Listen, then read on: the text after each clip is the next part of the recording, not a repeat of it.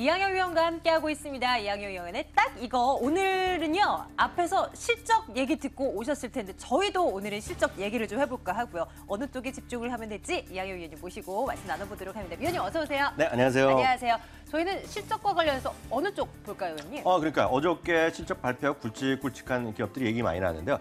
어떻게 그래도 가장 관심은 포스코 아니겠습니까? 포스코. 오늘은 포스코 특집으로 진행합니다. 좋습니다. 어제 실적 내놓은 거 여러분들도 확인하셨을 거예요. 포스코 실적 아유 안 좋아요. 그러니까요. 참 안 좋아요. 예. 예, 일단 수치 나오고 있는 것 같은데요. 네. 어제 결과 일단 정리를 해보죠, 위원님. 맞습니다. 매출, 영업이익, 당기순이익 3개 나왔는데 위에 파란 거가 나오는 거예요. 25% 줄고 적자 전환했다는 게 바로 전년 대비니까 1년 전 대비 어떤 것이 나왔는데요. 영업이익이 한 6,500억 정도 나왔고요. 당기순이익은 여러 가지 문제가 있어서 한 6천억 오히려 적자가 나왔는데요. 항상 말씀드리지만 이 적자 규모, 이익 규모도 중요하지만 컨센서스 대비 10,000원 내야 줄어나는데요. 네. 상당히 애매합니다. 제가 말씀드렸잖아요. 10% 이상 좋으면 서프라이즈, 10% 이하면은 쇼크인데 9.9%가 빠져서 줄어들었어요. 뭐라고 해석을 해야 될까요? 거의 뭐 어닝 쇼크다라고 쇼크다. 예. 솔직히 얘기할 수밖에 없겠죠. 그렇죠. 그 소송 문제 네. 관련해서 네. 뭐 실적이 크게 나빠졌다 뭐 이런 이유도 꼽히더라고요. 네. 어떤 얘기인가요? 그러니까 소송이 이제 그 9월 초인가 이제 10월 초인가 이제 뉴스에 나왔었는데요. 쉽게 얘기해서 신일철 주금이라는 회사가 있는데요. 이게 네. 말이 어려운데 이름도 예전에 어렵죠? 보면 신일본 제철입니다. 네, 그러니까 네. 포스코 같은 일본의 뭐 대표적인 이제 철강 회사가 되겠는데요. 여기 그동안 뭐 재판이었던 모양이에요. 페이턴트 특허 뭐 건인데요. 2,990억. 그러니까 3,000억을 한 번에 주는 거로 일단 끝냈어요. 이게 이제 일시에 줘야 되니까 그 부분이 이제 손실에 영향을 미쳤고요. 또 문제는 이것뿐만 아니라 이제 아직 공개는 안 됐는데요. 일부 보도에 따르면 추가적으로 뭐 팔 때마다 로열티를 줘야 되고 아이고. 심지어는 지역별로도 뭐 제한을 받아야 된다 그러니까 상당히 안 좋은 건데 여하튼 그래도 합의했으니까 다행인데요. 네. 이런 것들이 3,000억 플러스 알파가 있는데 플러스는 얼마인지 아직 나오지 않고 있는데요. 어떤 소송 합의금과 늘 말씀드리지만 철강성을 수입하다 보니까 원달러이 올라갔잖아요. 워낙 약세 기간이었기 때문에 철강 회사에는 좀 안 좋은 쪽으로 작용했죠. 그렇게 이해하시면 되겠습니다. 네, 뭐 이것뿐만이 아니죠. 뭐 이 업황 자체도 도와주질 않고요. 환율 움직임도 도와주질 않았고 포스코 이번 3분기에도 실적 참 안 좋았습니다. 그런데 이제 매번 이제 네. 얘기를 하게 되는 거는 과거에는 진짜 달랐단 말이에요. 그럼요. 과거에는 뭐 주가만 하더라도 정말 뭐 70만 원씩 넘어가던 적도 있었고 계속 그 옛날엔 그랬었는데 이런 얘기를 하는 대표 종목이 바로 포스코가 아닌가 싶어요. 왜 이렇게 이 상황이 안 좋아진 걸까요? 제가 그때 지난번에도 말씀드린 것 같은데요. 제가 이제 그 회사 들어갈 때, 사회생 시작할 때 사실 포스코 갈까 여기 갈까 고민했었어요. 포스코랑 뭐 외국계 기업 하나 그리고 네. 대우그룹이었는데요. 그 정도로 네, 네. 모든 그 왜냐하면 학생들의 로망. 어른분들은 특히 포스코 이런 거 최고였고요. 그 당시에 조사해 보시면 입사 선호 1위였어요. 그 정도 포스코였는데 지금은 상당히 어려워졌는데요. 한 3가지 정도의 요인이 있겠는데요. 중국에서 계속 생산을 능력을 늘려놨는데 문제가 네. 없었죠. 계속 많이 팔려나가면 좋은데요. 수요가 이제 한 1년째 계속 이제 감소세요. 중국의 수요가. 그러다 보니까 생산은 늘고 수요가 감소하니까 가격이 떨어질 수밖에 없겠죠. 네. 또 하나.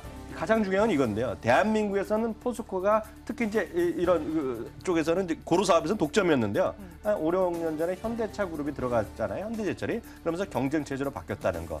그리고 이제 세 번째가 이번에 계속 문제 내고 있지만 알게 모르게 이런 거 할 때마다 좋다고 떠들었는데 언론도 떠들고 증권에서 떠들었는데 좋긴요. 웬걸 그것 때문에 지금 큰집 가는 사람도 많이 생겼잖아요.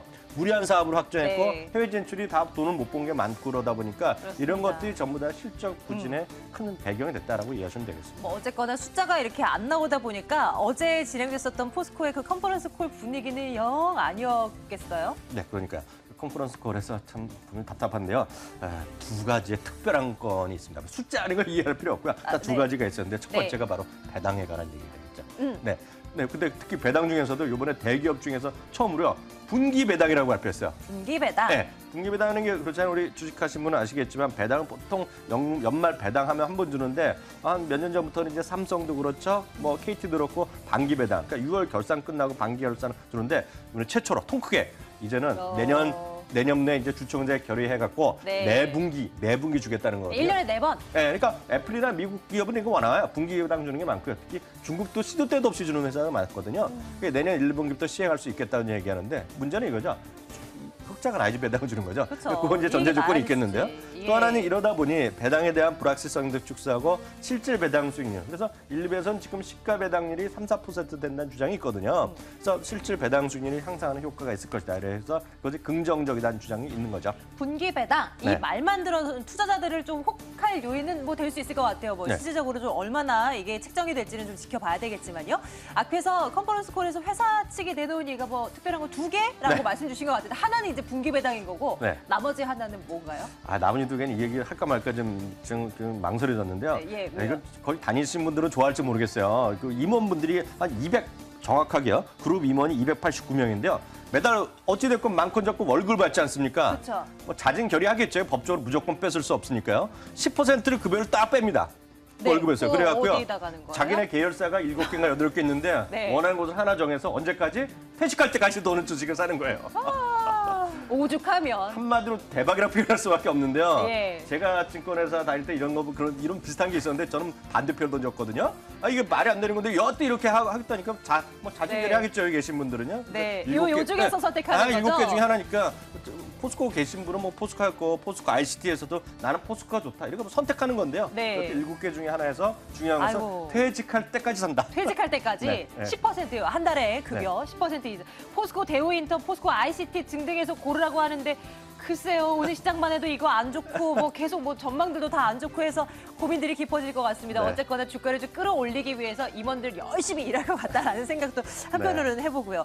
자, 이제는 이제 실적 얘기를 했으니까 미래를 좀 내다보자고요. 네. 그래서 이번까지는 정말 안 좋았어요. 그러면 4분기에 좋아질 건덕지가 있는가? 요거를 내다보는 게 진짜 중요한 거잖아요. 어떻습니까? 전망은요? 네, 그러니까 4분기까지 하면 너무 좋고요. 이제 장기적으로 봐서 긍정적이면 부정적이면 있겠는데 이거 객관적으로 제가 말씀드리겠습니다. 긍정적이면은 앞서는 이제 연결균이고요. 별도로만 보면 영업이익률이 10%가 이번에는 처음 넘어섰거든요. 네. 13분기 만에 2자리고요. 그래서 월드 뭐 프리미엄급 제품이 잘 냈다 이런 얘기를 하고 있고요. 두 번째는 구조조정이 빨리 되면 될수록 이제 좀 정신 차릴 거 아닙니까? 그러니까 좋아질 네, 거 네. 있겠고요. 또 하나는 환율 효과가 있겠는데요. 원화가 이제 강세로 되면 지금 원달러 환율이 내려가면 이거는 이제 좋아지는 거죠. 철강성 수입이 되니까 수입품에 대한 가격이 줄어드니까 이런 것들이 좀 좋아질 수 있다는 것이 긍정적이면 되겠지만요. 분명히 반대의 어떤 부정적인 면도 우리가 배제할 수 없겠는데요. 가장 중요한 것은 철강 가격이 7, 8월 계속 올라갔었어요. 중기요. 근데 지금 9월이 또 떨어지고 있거든요. 아이고. 정말 아이고입니다. 그래서 네. 두 번째는 자동차, 현대차 그룹과 협상인데요. 가격 인하 가능성이 큰데요. 아직까지 확정이 안 됐어요. 근데 어찌됐건 지금보다 가격이 떨어질 가능성이 크거든요. 이것도 부정적 측면이 되겠고요. 세 번째는 뭐 동전의 양면이 되겠는데요. 구조정의 여파가 어디로 흘러갈지 팔면서 물건을 팔면서 어느 정도 또 손실을 처리할지 또 빅베스가 나올지 아무도 모르기 때문에 그냥 불확실성이 여전히 남아있다고 보셔야 되겠네요. 증권과 시각도 좀 챙겨주셨으면 좋겠어요. 어제 실적 발표한 이후에 오늘 증권사에서 포스코에 대한 리포트 엄청나게 쏟아냈더라고요. 네. 정리를 좀 해주시죠. 일단 네 군데 증권사까지만 제가 정리했어요. 아까 8시까지인데요. 한국투자 대신 삼성 유한타 증이 나는데요. 삼성은 목표 주가를 아예 조금만 하향했고요. 네. 대부는 목표 주가를 22만 원에서 31만 원 유지하고 있는데요. 이것만 가더라도 더블 나는데 뭐 정말 이게 갈 거라고 생각하고 추천했는지 저는 솔직히 잘 모르겠고요. 여튼 실적에 뭐 앞으로 집중하자. 그리고 대부분의 일회성이기 때문에 좋아질 수 있다는 등등 얘기하는데 뭐 의견이 부진하는 생각 갖고 있습니다. 그러면 철강, 뭐 포스코를 더 넓게 보아서 철강 업황 아니면 뭐 철강 업종에 투자하시는 분들 위해서 위원님의 전략은 어떻게 좀 길을 세워주시겠습니까? 물론 이제 투자자분들의 관심도 자체는 좀 떨어져 있는 건 사실인 것 같아요. 그러니까 제가 지금 5년 때 이 모니터링 와서 계속 이제 디스한 것이 쉽게 해서 이제 그 포스코랑 대한항공 등이었는데요. 이제 포스코는 워낙 많이 떨어졌기 때문에 할 말이 없어요. 그래서 이제는 내려갈 중립 수가 없어요. 중립 의견을 드리겠는데요. 다만 지금 만약에 지금 철강업종 굳이 하시겠다, 할 수 있잖아요. 워낙 싸니까.